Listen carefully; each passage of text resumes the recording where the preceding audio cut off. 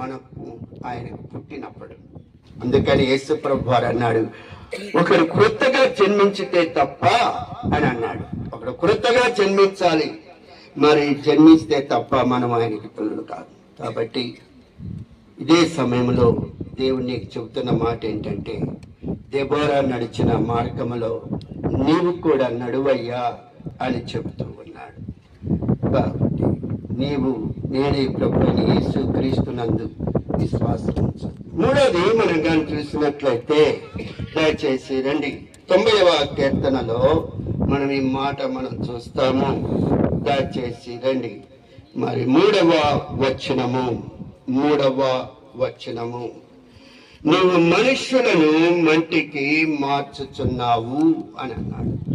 నువ్వు మనుషులను మంటికి మార్చుచున్నావు. ఏదో ఒక రోజు మనము మంటిలోనికి పోవాల్సిందే. ఎందుకంటే దేవుడు ఎక్కడి నుంచి చేశాడని మానవుని యొక్క శరీరాన్ని, లేకుంటే మానవుని యొక్క గూడుని, మానవుని యొక్క గృహాన్ని ఎక్కడి నుంచి చేశాడంటే మరి మంటిలో నుండి చేశాడు. మంటిలో నుండి, మరి ఆ మంటిలో నుండి వచ్చిన నీవు నేను మరి దేవుని కొరకై ఈ లోకంలో జీవిస్తున్నామో లేదో ఒకసారి మనల్ని మనం పరీక్షించుకోవాలి. మనం ఇక్కడ అంటున్న మాట ఏంటంటే, నీవు మనుష్యులను మంటికి మార్చుచున్నావు. మన్నైనది ఎనుకట వలనే మరలా భూమికి చేరును, ఆత్మ తాను దయచేసిన దేవుని ఎత్తికెళ్ళను. మరి మంటికి మార్చిన తర్వాత ఏమంటున్నాడంటే, నరులారా తిరిగి రండి అంటున్నాడు. మరి ఆయన పిలిచినప్పుడు నువ్వు పోవటానికి రెడీగా ఉన్నావా? ఎప్పుడు మరి మనం రెడీగా ఉంటాము. అన్ని విషయాలు సరిగా చక్కబెట్టుకున్నప్పుడే మనం రెడీగా ఉంటాము.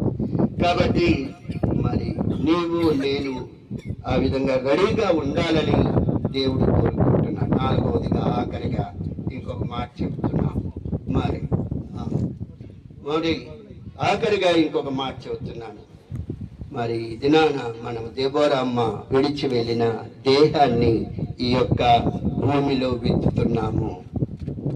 ఈ భూమిలో విత్తుతున్నాం మనం. ఈ భూమిలో విత్తనం అయిన దెబోరమ్మ శరీరము మరి ఏమవుతుందంటే ఒకనాడు మహిమ దేహముతో లేస్తుంది. 1 కొరింథీయులకు రాసిన పత్రిక 15వ అధ్యాయంలో మనం చూసినట్లయితే, బలహీనమైనదిగా విత్తబడి ఏం చేస్తుందంట? బలమైనదిగా రేపు మహిమ దేహముతో లేపబడబోతూ ఉన్నది. ఎవరంటే ప్రియబిడ్డ మరి దెబోరమ్మ.